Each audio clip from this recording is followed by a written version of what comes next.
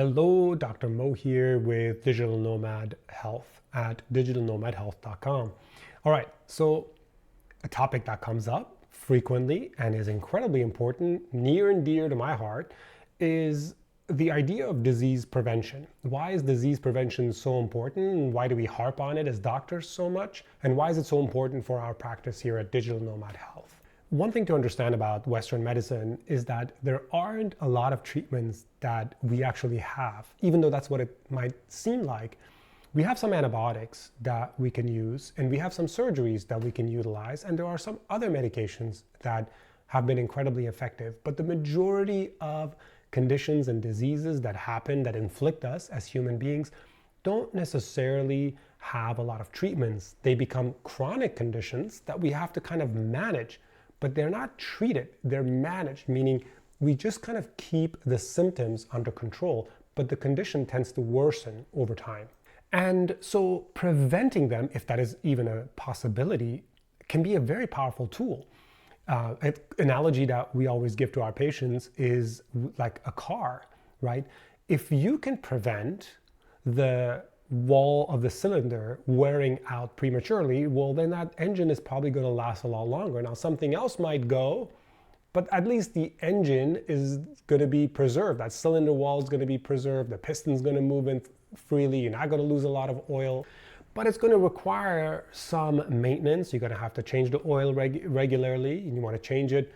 You want to use good quality oil. There's some oil additives and fuel additives that you could use, or just make sure that you're using good quality fuel. If your engine sits for a long time, you don't do start, you put some oil into the cylinder. Anyway, a lot of stuff as an analogy that you can maintain the health of your car and prevent it from prematurely aging. In the human body, there are certain conditions that we can definitely do the same with.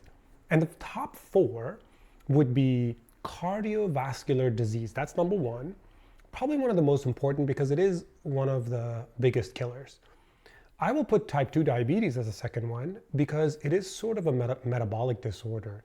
And there are some other metabolic disorders that overlap with type 2 diabetes, but kind of type 2 diabetes, obesity is probably a really big leader of a lot of other complications downstream. We usually put cancer as the third one. Any kind of malignancy. Now, cancer data is a little complicated because even a little bit of skin cancer gets lumped in. So we kind of think that, oh, cancer is everywhere and everybody's dying of cancer. And that's really not true. So quite a lot of people who don't get cancer. And there's a lot of people who at an old age get cancer, but they're perfectly fine. They don't die from cancer. And the fourth one is neuropsychiatric disorders, neurocognitive decline.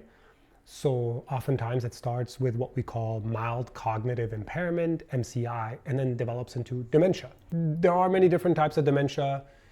Most of them have a lot to do with our lifestyle. In fact, all four of these conditions that I just mentioned have a lot to do with our lifestyle.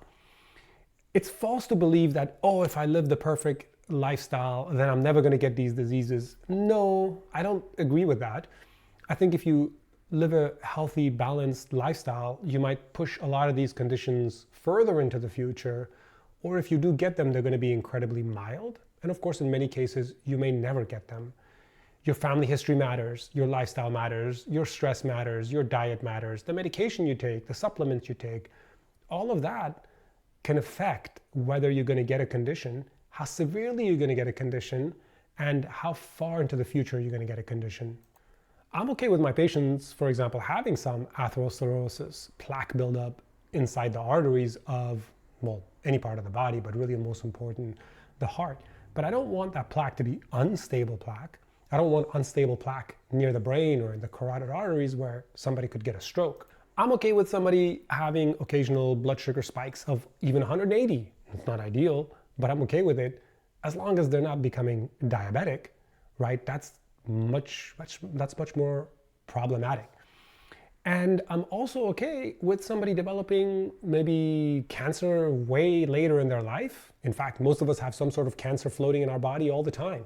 It's just that our bodies are sometimes able to clear it and sometimes they lose that battle. So I'm okay with some cancer later in life, I mean, obviously, some physicians have practices where it's all about longevity, and that's like an absolute no-go. But unfortunately, we don't have any ways to test for that right now. And the fourth one, with mild cognitive impairment, I think there is some sort of decline that we get with age. We just can't think as clearly, we forget stuff, and we're like, I don't know, emotional agitation and stuff like that.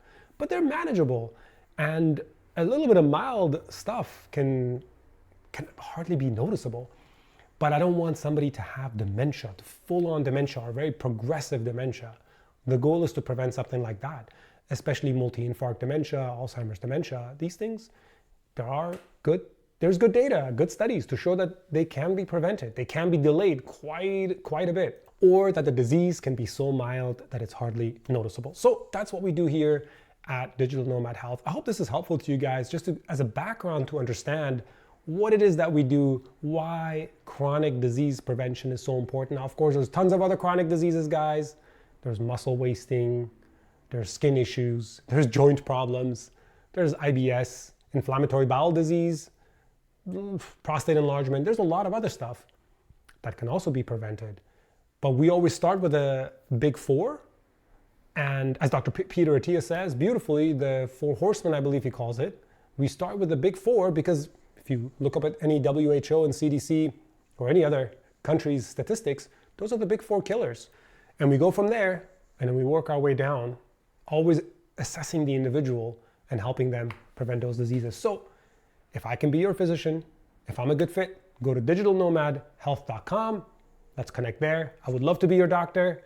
Take care.